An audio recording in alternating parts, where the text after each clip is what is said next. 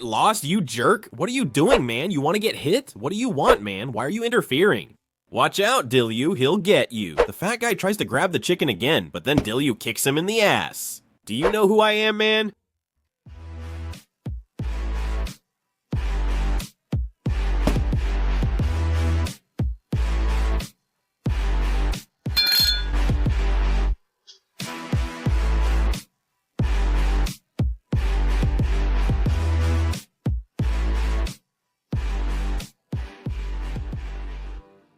Hi, I'm Gigi. Starting elementary school is scary because you don't know what to expect. Alright, now all kids go to kindergarten, but back in my day, it wasn't like that. But even if you went to kindergarten, it's still something new for you. New classmates, a teacher, more subjects, and less playtime. Soon friendships and dislikes develop. You can't please everyone. By 5th or 6th grade, everyone knows each other. It feels like family. Just a glance and you get what others are thinking. By then, everyone has their own group of friends. Everyone knows who the nerds are, who the troublemakers, bullies, and cool kids are. And everyone minds their own business. Usually, occasionally, a new classmate arrives and disrupts things while finding their place. And nobody wants to draw the short straw, man, but soon enough, things settle down. By 8th grade, everyone is already friends. It's your last year together, so there's no time for fights, pride, or misunderstandings.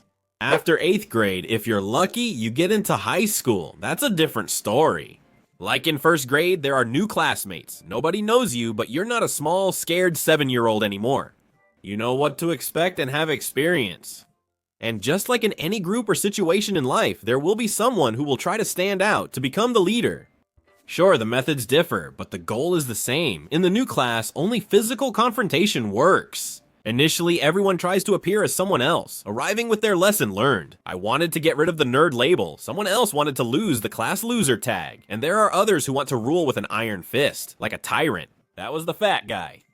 Let's start at the beginning. Don was my first high school friend. We both went to the wrong class and were redirected. It was already midway through the second day, putting us at a disadvantage. I sat with him in the last row, and we immediately started scanning the room for potential friends and enemies. As I said, people pretend to be something else, but eventually their true selves show.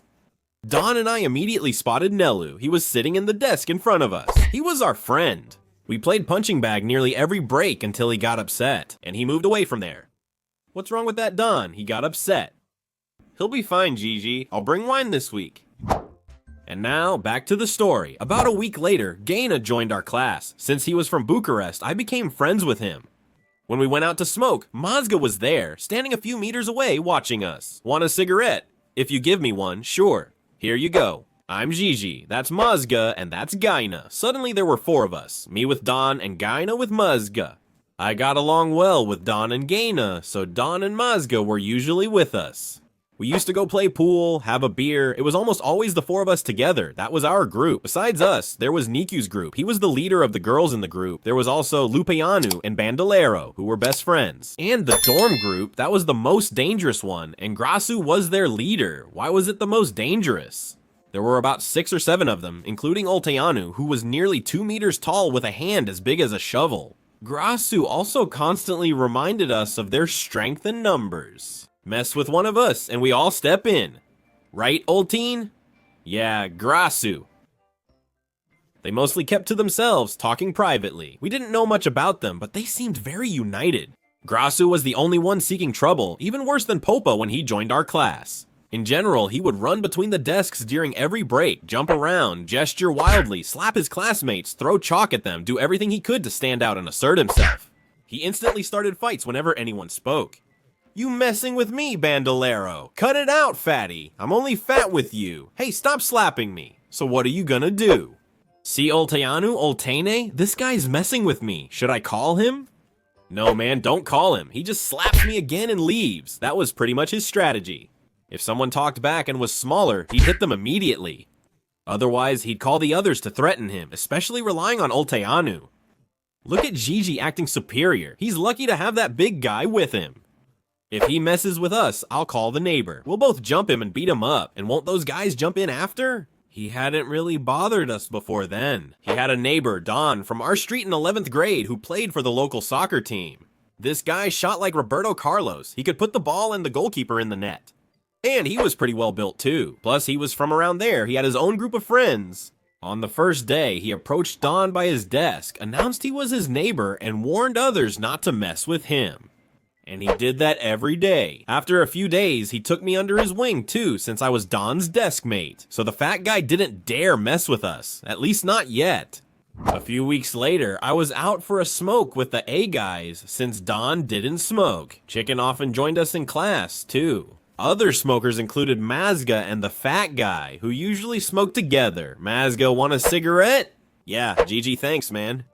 The fat guy kept eyeing me, then after a few minutes called, Gigi, why aren't you with us? Come over if you want. Who are you in class with, us or them? What do you want, fatty? If he's with us, so what? I wasn't talking to you, idiot. Take the chicken and come here. Why, fatty? Don't you have cigarettes? What did you say, egg layer? You don't have cigarettes and you want some from us? No? Damn you, get out of here. And he comes and slaps the chicken. Get lost, you fat bastard. Why are you hitting him? You want to get hit? What do you want? Why are you interfering? Watch out, he'll eat you, Dillu. The fat guy tries to grab the chicken again, but Dillu kicks him. Do you know who I am? You'll see what I'll do, idiot. The fat guy approaches Dillu. As he's about to grab him, someone else appears and grabs him by the neck. He slaps him on the ear, twists his arm, and says, I'm Dillu, man. Then he kicks him twice more in the ass. The heavyset guy was fuming. Another 11th grader, once his brother's classmate, stepped in. We told you to stay with us. He's our classmate. Here, man, do you want a cigarette? I knew that's what he wanted. Here, take the cigarette. He looked at me more nastily, probably feeling mocked. Here, man, take a low so you won't say you gave it to me for nothing. Here, take 2, better, for the trouble. He gives me 2 lei and I took them. I don't know why. Normally I wouldn't have accepted, but everything happened very quickly. After that, since the fat guy had no cigarettes, he'd give me a leu for 1. He sometimes asked the others for money too. Come on, give me a leu for Gigi. Don't take my cigarette money. I started to feel both bad and angry. I had to give this guy cigarettes, no matter if I had them or wanted to. Until one day when I told him, here man, take the cigarette, keep the money too, I don't want it. He insisted, but I refused. I thought he was gone, but now it was worse. He would come 3 or 4 times a day asking me for cigarettes. Don't give him any more. Gigi, ignore that fat guy. He saw me smoking. Give them here and tell him they're mine. Done. I give the pack to Gaina, and when he comes to ask me for a cigarette, I tell him I don't have any. Come on, give me one too. Didn't you hear me? I smoked from Gaina. You have some. Always. Just say you don't want to give me any. I don't have any, man. Say it, Gaina. Yeah, man. He smoked from me. You're as stingy as him. Damn stingy bastards. Since then, he hasn't asked me anymore, and I haven't offered either, but I could see how he was looking at me angrily. Some more time passes, and one day I was arm wrestling with Don.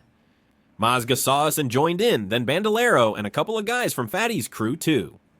Olteanu was there too. He easily beat us all with his right hand, but struggled with me using his left. I nearly won.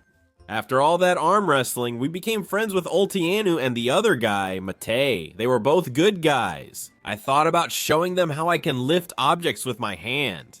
They gathered around the bench as I picked up a lighter, paper, and cigarettes. Then the fat guy arrived. Got any cigarettes, Gigi? Yeah, man, you want one?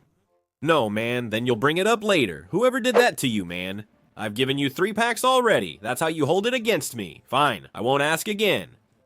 Now, I think he was also a bit jealous because he wasn't the center of attention anymore. Plus, we were getting along well with Olteanu. Yeah, what are you doing there?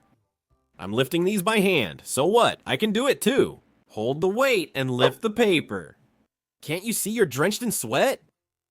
Speak nicely. What's wrong, fatty? Are you picking a fight with me or acting tough with the neighbor?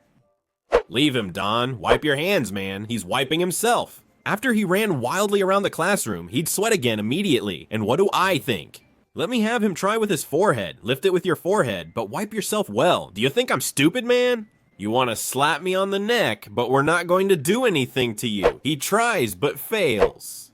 Lift it again, man. I bend down, lift the sheet a little, and he gives me a big slap on the back of the neck. What does he give me? You dirty fat carp eater.